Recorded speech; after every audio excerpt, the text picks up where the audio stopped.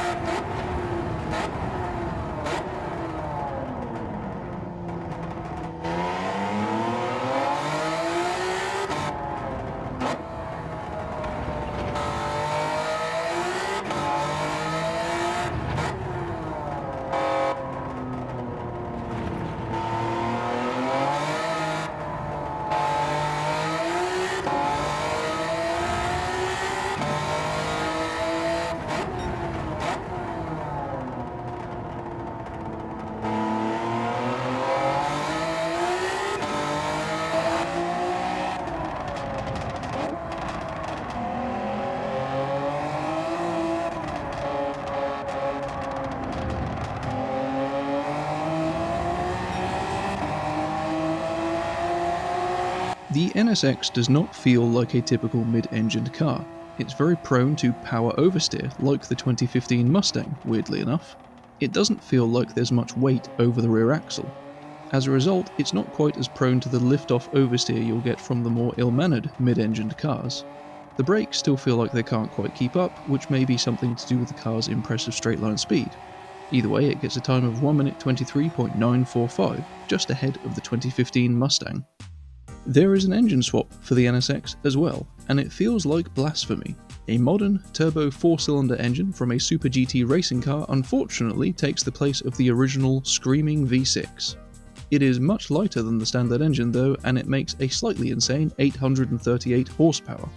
The livery is once again nostalgia, being based on the racing modification for the NSX from Gran Turismo 1, which itself is based on the Team Nakajima NSX GT2. The setup for the engine-swapped car is very similar to that of the standard car. Front downforce has been reduced slightly for high-speed stability, and acceleration sensitivity was slightly reduced as well. If you find this car difficult to manage, you may find that adding some ballast weight helps, since this car is so light that, at times, it feels like it's on ice.